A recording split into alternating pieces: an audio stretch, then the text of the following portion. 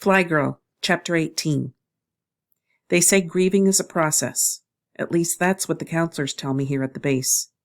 Audrey Hill recommended Lily and I talk to one of the counselors after Patty's accident, seeing as how we were such close friends. Lily went readily enough, as if talking to a stranger might help. Mama taught me a long time ago that colored folks deal with their sorrow in their own way. My way has always been to hide it, turn it into something else. That's how it was after Daddy died, when all I wanted to do was hate everyone I loved so they couldn't leave me hurting the way Daddy did. I never exactly ran away, but I was gone in my head, up in the clouds, flying away from everything. I was going to soar straight up to heaven to meet him one day. That was the plan of a 16-year-old girl. I'm not 16 anymore. In the end, it took Walt Jenkins telling me he couldn't let me back in a plane without a psych evaluation that made me go see Dr. Monserud. He's a medical doctor, but he also deals with head problems. I didn't want Walt to worry about me, or worse, to think there was something wrong with me. So I went. It's natural, he tells me. It's natural to feel angry and scared and sad. I don't say anything, but I nod and get through it.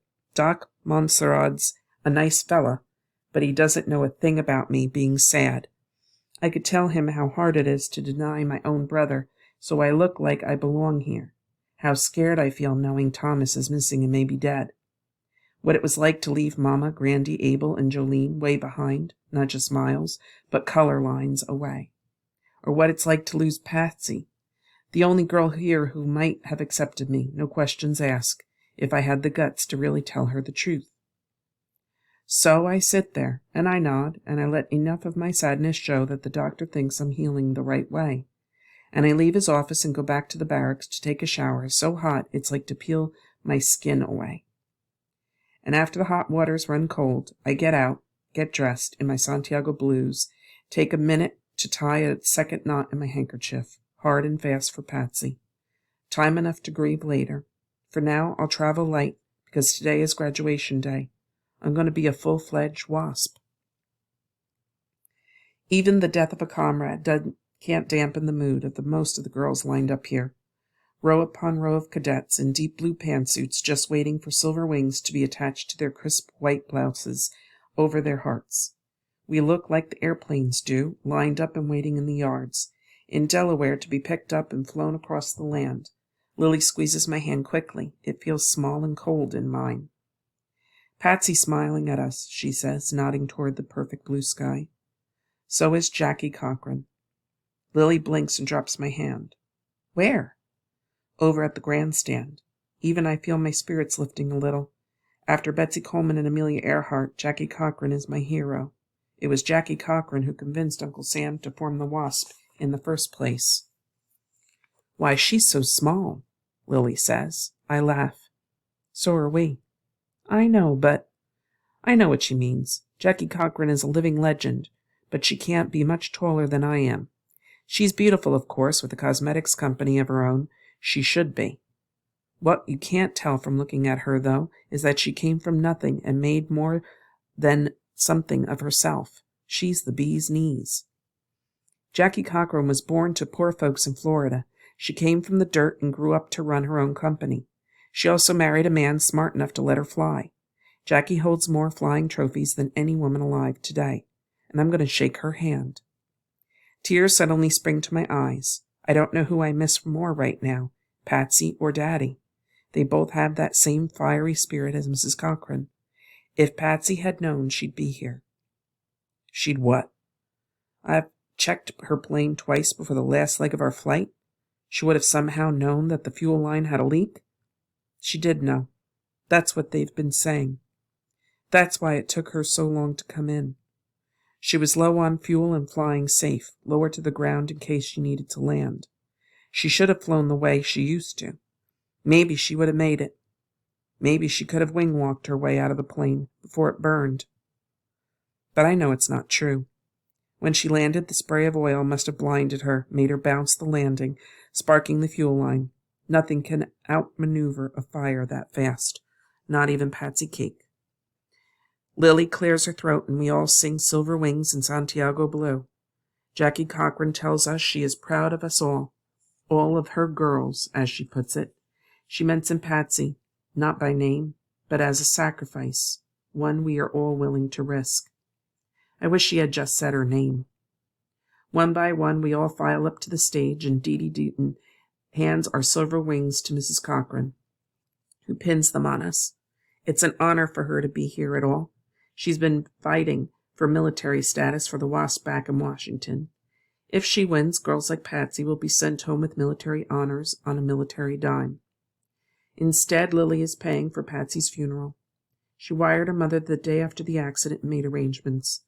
Mrs. Emily Harper down in Florida was the closest thing Patsy had to a family. Lily and I will attend the funeral after graduation, and then we have a week at home before reporting to duty to our new assignments. Congratulations, Miss Jones, Jackie Cochran says to me. She shakes my hand, and hers is warm and firm, like Patsy's. I can't help but wonder if she'd shake it if she knew I was a Negro.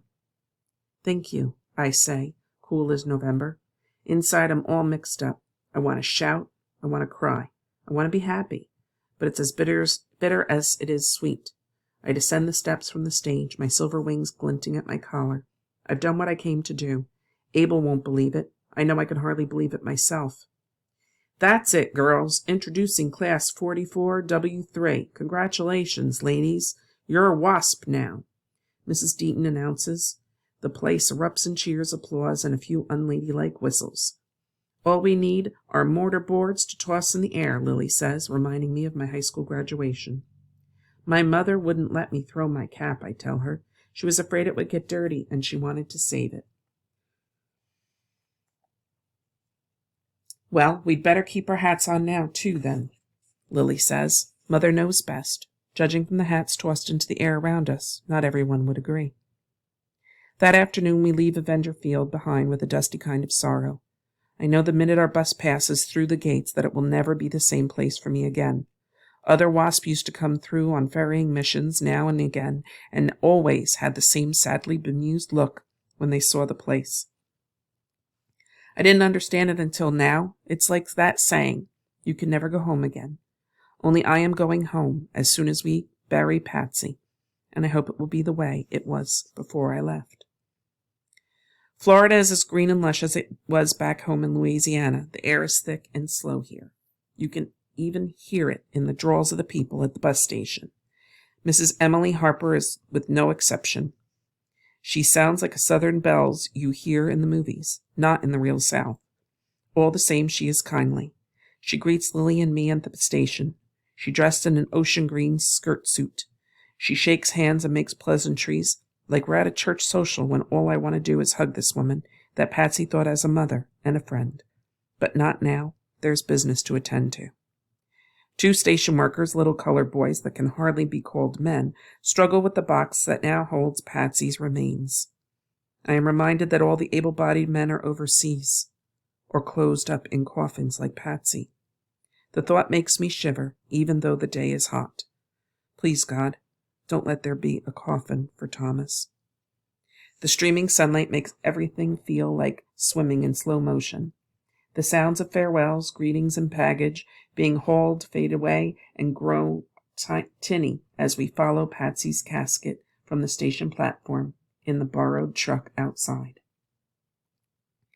Undertaker couldn't make it today. Too many funerals, Mrs. Harper explains. She introduces us to the driver of a truck, a worn-looking little man with too large face and ruddy cheeks.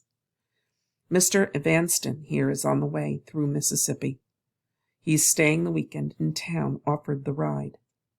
Thank you kindly, Mr. Evanston, I say, and shake his hand. Miss, he nods in that polite way you just don't get from northern men. We pile in and ride straight to the funeral parlor. Eventually, the undertaker can spare just enough time to take Patsy inside. We give him her best dress, and Mrs. Harper offers her own earrings for her to be buried in. Please, Mrs. Harper says, and hands the undertaker's men a small cloth bag. I wore these on my wedding day. Pearls. She always fancied them on me. The undertaker clears his throat. I'm sorry, ladies, but this is a closed casket funeral. Please keep your jewelry. Mrs. Harper hesitates until Lily rests a hand on her arm. It's all right, Mrs. Harper. Patsy wouldn't want you to give them up. The older woman nods, even though she doesn't quite understand, but I do. Lily and I saw the flames that devoured Patsy's plane. There's nothing left of her to dress up. Still, the undertaker takes the dress we gave him to make us feel better. I close my eyes for a moment so I don't cry in front of everyone, especially Mrs. Harper. Lily and I both fall silent for the rest of the ride to the boarding house. Some things just can't be said. When we arrive, Mrs. Harper shows us upstairs to Patsy's old room. We had a fella staying in here, but he was more than glad to move when I told him you were on your way. Now make yourselves at home. I've got supper to fix. We sit down at 5:30. I hope you'll join us. Of course, Lily says, the first words she's spoken since we left the undertaker's. Mrs. Harper shuts the door behind her just as softly as we'd had been sleeping babies. The room is comfortable and larger than I would have expected a boarding house room to be. The walls are papered in powder blue with tiny pink rosebuds here and there. 2 beds fill the room, one a full, and the other a tiny single pressed up against the wall of the front of the house. A window over the single bed looks down at the street below. No one is out in the yard. Lily drops down to the little bed as if life's going to plumb out of her. I know how she feels. Ida? Yes, dear. I sit across from her on the bigger bed. Every ounce of me feels tired, as if the heat and sorrow are more than a soul can bear. I want my mother, Lily says. I go next to her, and I put my arm around her. So do I. She rests her head against mine, and quietly I start to sing Amazing Grace, Daddy's funeral song, the song Mama was humming when I decided to join the WASP. I sing it softly, and then the words just turn to a hum. Lily sighs, and I stop feeling so numb for a little time. Somehow we're able to make it through the sit-down dinner at 5:30 and through the rest of the night and through watching our best friend lowered 6 feet into the ground the next afternoon when the only place she ever wanted to be was in the sky.